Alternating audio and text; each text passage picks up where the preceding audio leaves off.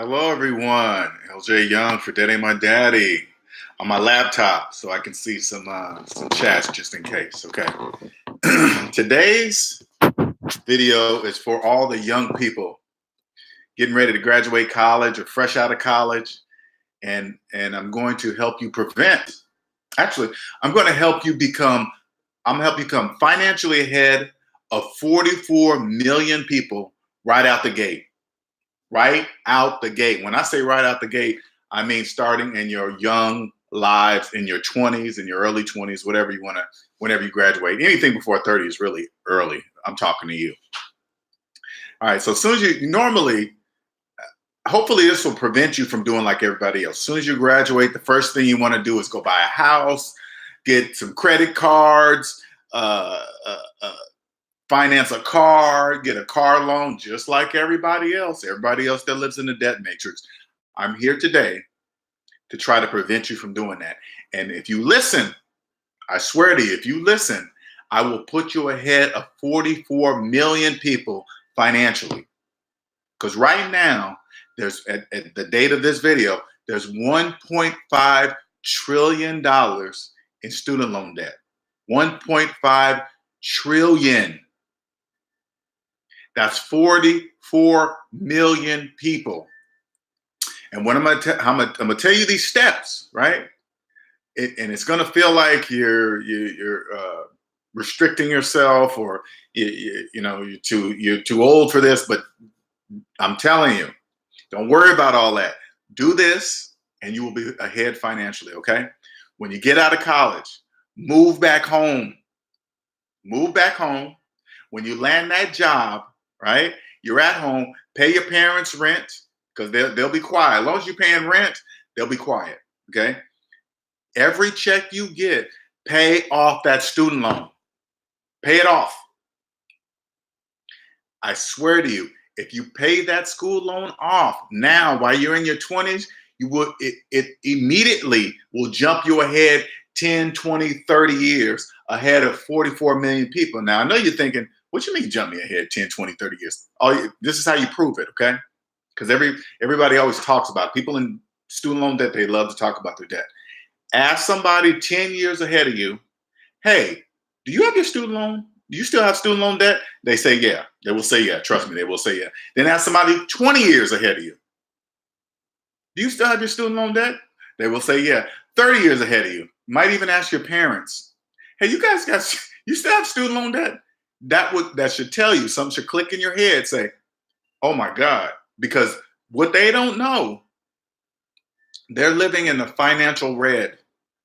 Regardless of the houses, the cars, the jewelry, the clothes, it doesn't matter. They're living in the financial red. If you pay off your student loans now, because you can't bankrupt student loans, okay? You are either going to pay them off or you're going to die with them. And if you die with them, that means you're going to be a slave with them your entire life. Don't do that. Do not do that. Let me see. I wrote this list down because I want to make sure I stay on task here. All right. This is what you should pay attention to. Now, when I say financially ahead, this is what I mean, okay? Financially, mathematically ahead. Either your finances are in the red or they're in the black. Black means above zero. Look at the line 0, right? Anything below 0, your finances are in the red. Anything above 0, your finances are in the black. So if you have $100,000 in student loan debt, you're in the red until you pay it off. Until you pay this off, that's the only way you're going to get up into the black, okay? Now, gross income. Gross income means, but this is the only thing you need to be concerned with, is your net income. And I'll show you, for those of you that do not know what net income means. Okay, when you get your check, gross income is before taxes, okay? The money you take home is your net income, okay, after taxes. Only thing you care about in your life, in your financial life, is your net income. I'll give you another example, right? Say like you have $100,000 in student loan debt, right? And imagine after you land that great job, say like you got $5,000 a month. Say like you got paid at the end of the month. Right at that moment, you don't really have $5,000. 5,000 minus 100,000 is negative $95,000. And that's only if you took every penny and paid off the student loan. You only can do this. The best way to, not only, but the best way to do this is when you're at home. You don't have all this extra stuff.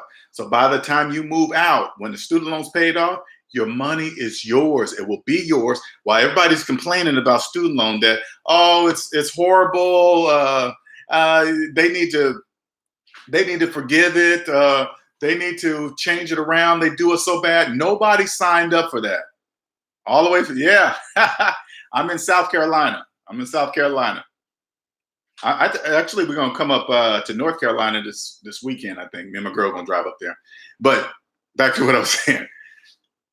If you do this, you will be financially ahead of all those people that are complaining about student loan debt daily. And I'm gonna tell you something.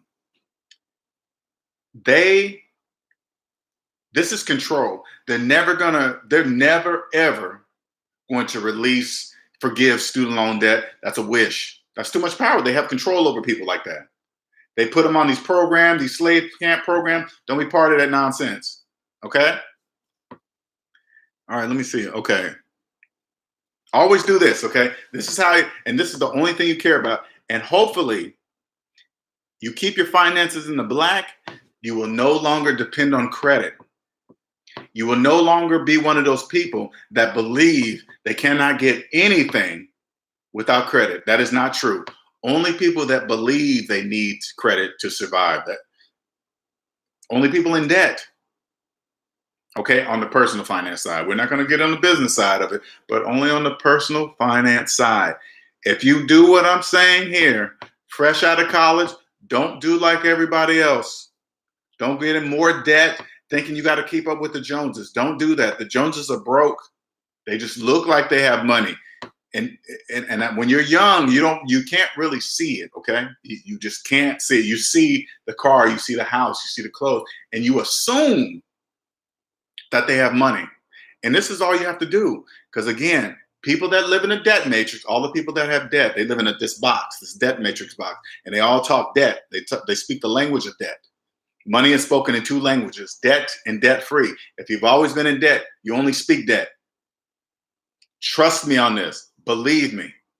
All you got to do is find out if they're in debt, if they come up with a nice car, you find out if they're making payments, it's not their car, it's the bank's car. If they call themselves a homeowner, hey, look, I'm a homeowner, I just bought a home. You say, do you have a mortgage? If they say yes, it's not their home. It's the bank's home. Who cares if they know it or not? Don't get into that because they will argue with you until the sun comes up. Don't argue with them. Just say, do you have a mortgage? Yeah, leave it. If they go on believing it, which the bank wants them to do, the bank wants them to believe they're homeowners. That way they get all that money and they call themselves homeowners while the bank really are the homeowners. They make all that money off of people's belief. Those people that believe that they cannot survive, they need credit cards for emergencies, let them believe it. You say, oh, okay. Just say, okay. What? Credit score so I can get the mortgage. You know what? This is what I say. The mortgage of my dreams. Ooh, that sounds horrible, man. I can't even imagine owing the bank $400,000. I don't even know if I'm gonna ever get a mortgage. But I'm not saying never get a mortgage. Okay, I'm not saying never get a mortgage. But only thing, if you get a mortgage, which is a big, big thing, do it right. You walk into the bank. You ask the bank for their top rate mortgage that they have to offer. You walk and say, what's your best mortgage? I don't want anything less. They're going to give you the requirements. And they're going to say, you need to meet all these requirements to get this type of mortgage. If you look at it and you don't meet those requirements, you walk out and you don't come back until you do meet those requirements. Because if you don't meet those requirements, that means you're not ready for a house. But if you do it the best way, the top way, you will have one mortgage in your entire life because you will pay that bad boy off in 10 years. Why? Because you will have no debt. Never get caught up with the 30-year. Just think about it this way. You sign up for a 30-year mortgage based on one job. One. For the bank, that's 30-1 odds. You think the bank ain't taking those odds? They're taking those odds. Believe that. 30 years? 30 years. You can't lose your job, get hurt, get sick, divorce. You know how many things can happen within 30 years? The bank's rolling their dice. Yeah, they're gonna win every time. And that's without even refinancing once. When you refinance, you start the 30-year cycle all over again. So say like you go into a mortgage you're in it 10 years. Now you're down to 20, and you go, whoo, why do you think they reach out to you and say, hey, you know what, you can refinance and get this imaginary monopoly money? You go, hey, okay, cool. And you refinance, guess what? It starts to clock all the way back over to 30 years.